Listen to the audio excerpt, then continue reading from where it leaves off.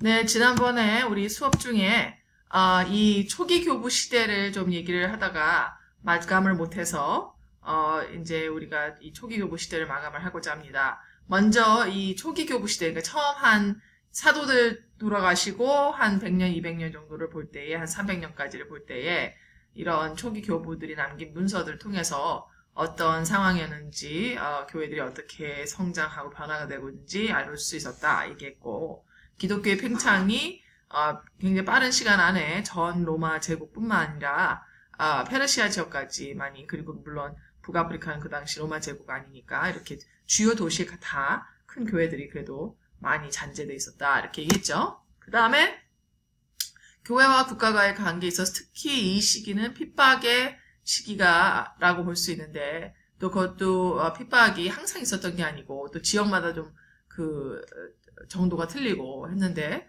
그래서 2세기에는 이제 유명한 초기 순교자들, 뭐 안디옥의 이그나티우스 감독이죠. 그리고 스머나의 폴리카프라고 하는 또 유명한 또 감독도 있고, 저스틴 순교자 저스틴이라고 해서 이 시기에 그러니까 100년대 사람들 중에서 제일 유명한 순교자들이라고 볼 수가 있습니다. 그 다음에 이제 그동안 여성들을 연구를 안 했기 때문에 여성들의 이름이 많이 안 알려져 있다가 20세기 이제 말기에 와서 기독교 안에서 여성들에 대한 이제 그 연구가 있으면서 이런 사람들에 대한 자료들이 나타나서 뭐 펠리시티, 뭐 퍼페추아, 블란디아 이런 사람들의 이름이 이제 언급되고 있습니다. 순교자들 중에 3세기에는 데시우스 황제 때와 발레리안 황제 때 가장 심각한 핍박을 경험을 하고, 이렇게 심한 핍박 때문에 생겨난 그 교회와 기독교인들 사이에서의 어떠한 행위나 어떤 습관이나 어떤 전통이라고 하면은 이제 순교자들을 숭배하는 어떠한 그러한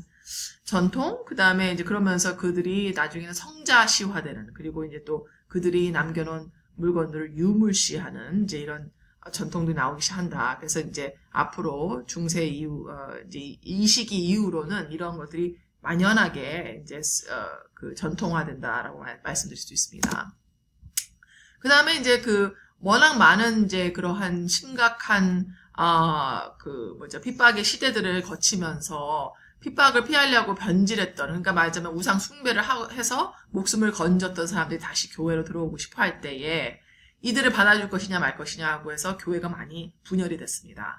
그때 북아프리카의 중요한 감독이었던 키프리안이 받아주긴 받아주되 감독이 정하는 속죄의 방법을 다 의무를 다 했을 때 받아준다 함으로써 감독이 그 어떤 죄를 지은 성도가 다시 죄를 사할 수 있는 방법을 제시하는 그런 큰 권한을 갖는 정도로 감독의 자리가 올라가게 되는 초기 계기가 된다라고 볼 수가 있겠죠. 그러나 이제 이런 것들을 반대하는 엄격파들이 있었는데, 초기에는 노바티안이라고 하는 감독을 따르던 사람들이었지만, 나중에는 이제 북아프리카의 도나투스파라고 해서 도나투스를 자기네들 감독이다, 진정한 감독이다, 정말 깨끗한 감독이다 해가지고 이제 북아프리카가 지속적으로 도나투스파와 그리고 이제 그 공식 감독파들 사이의 말하자면은 큰 분열 가운데 혼란이 옵니다.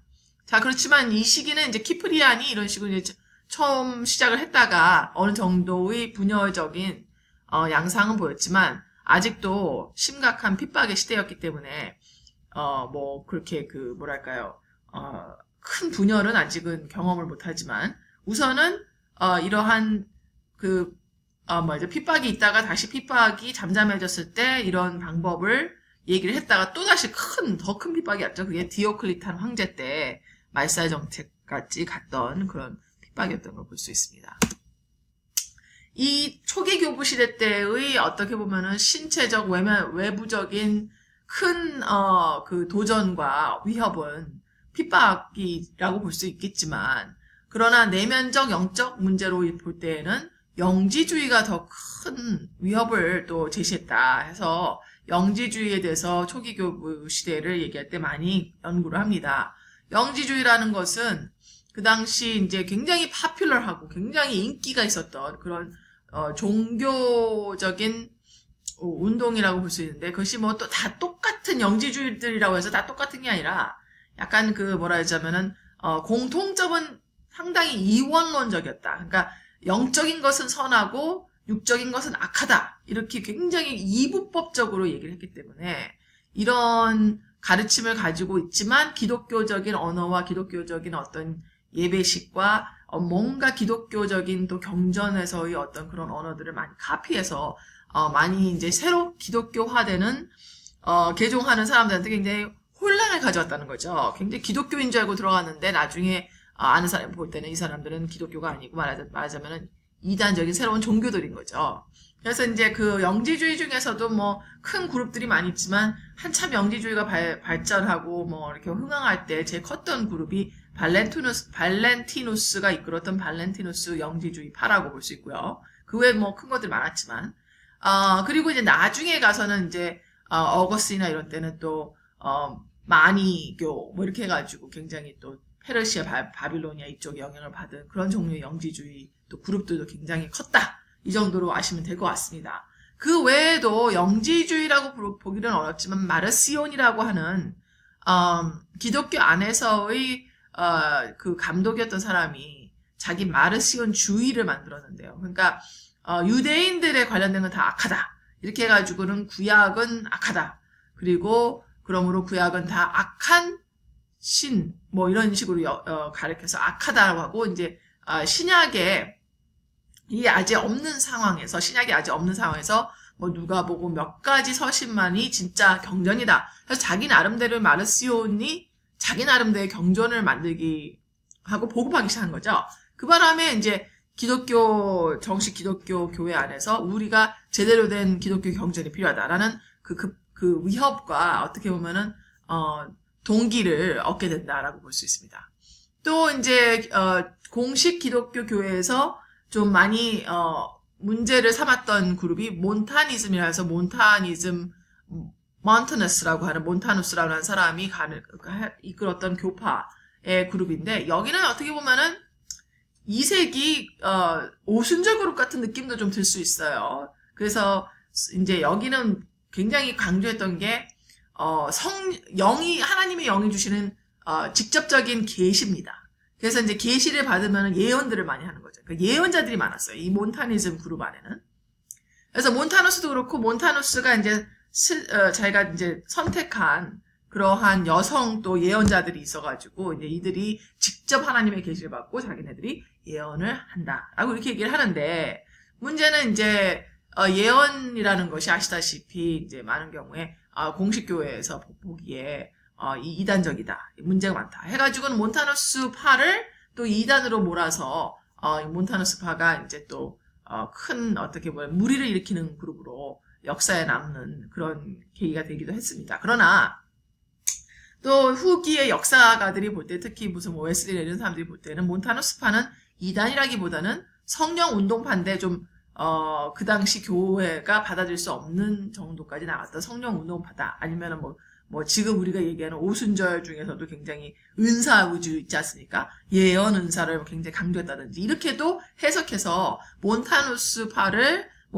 파를 그렇게 이단화한 것은 옳지가 않았던 것이다 라고 또 하는 그런 해석들도 있고 볼 수가 있죠. 어쨌든 간에 지금 초기 교부 시대 때 있었던 공식 교회, 공식 기독교 감독들이 볼 때에 이런 특히 가장 큰 문제는 영지주의, 완전 기독교가 아니죠. 기독교가 아니고 이원론적으로 얘기해서 육은 전부 다 악하다. 그리고 영은 선한 신이 있으시고 육적인 것은 악한 신이 있는 것이다. 이런 식으로 이원을 하니까 그러면 예수님의 육체적인 부활을 다 말하자면은 부인하는 그러한 종류의 이단적인 종교 체제가 되었기 때문에 근데 너무 많이 퍼져 있어가지고 기독교들 사이에 기독교가 바로 옆에서 있어서 굉장히 혼돈되는 그런 상황이었기 때문에 초기 기독교에서 이제 그 당시 이런 여러 핍박이나 이런 영지주의 문제, 이런 이단 문제 이런 걸로 인해서 초기에 벌써 이렇게 변증자들, 특히는 변증자들이라는 것이 이제 이 진정한 믿음을 신앙을 변호한다라서 변증자라고 하는데 그 말은 결국 그들이 가장 초기에 나타난 실학자들이다라고도 볼 수가 있겠죠. 그래서 순교했던 순교자 저스틴, 뭐 아레네우스, 터툴리안, 그리고 알렉산드리아인들 해서 그 안에 클레멘트, 오르겐 이런 사람들이 2세기, 2, 3세기에 가장 유명한 변증자이면서도 신학자들이다. 그러니까 변증을 하려면 신학적으로 설명을 해야 되니까 초기 신학자들이 된다고 볼 수가 있겠죠. 이런 상황이 그 당시 초기 교부 시대에 일어나고 있었다. 그러니까 외부적으로는 핍박이 심각하게 오지만 또 내부적이라고 할까요? 아니면 영적인 어떤 신학적인 문제에 있어서는 정리가 굉장히 필요한 그런 시기였다라는 거죠. 그래서 이제 진정한 기독교라는 것을 구분할 수 있는 권위, 정통, 이거를 이제 찾아가는 과정이 이 2, 3세기에 상당히 많이 나타나기 보이기 시작하는데, 그래서 정경, 그러니까 신약을 모집해가는, 신약의 서신들을 모집해가는, 어떤 게 진짜 신약에 들어가야 되는, 정식 경전에 들어가야 되는 서신들이냐를, 이제 교회들이 결정하고 동의해야 되는 과정이 지금 이제 상당히 일어나고 있는 그런 과정이었다고 볼 수 있죠. 또 하나는 이제 교리들. 그래서 이제 뭐 사도신경 같은 그런 간단한 교리 같은 그런 문장들이 점점 많은 교회에서 쓰이기 시작하면서 기독교의 중심 신학적인 내용을 그 교리 문답이라든지 아니면 교리 어떤 그 문장 안에 집어넣기 시작한다. 그래서 누구를 세례를 줄 때 그것을 외우게 한다든지 그것을 같이 따라가게 한다든지 이제 이런 것들이 있는 거죠.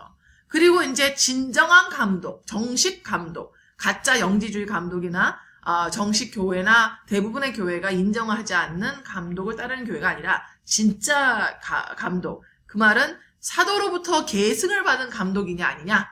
이것이 굉장히 중요한 그러한 말하자면은 진짜 기독교를 구분하는 그러한 어떻게 보면은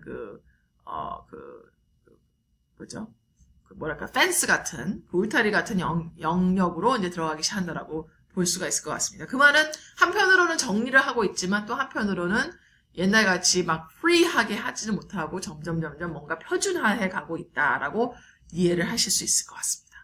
자, 여기까지 해서 우선은 지난번에 초대 교부 시대를 완전히 마감을 했어야 되는데 마감을 못하고 해서 여기까지만 우선 잠깐 하고요. 그 다음에 이제 후기 교부 시대로 넘어가는데 여기까지만 우선 스탑을 하도록 하겠습니다.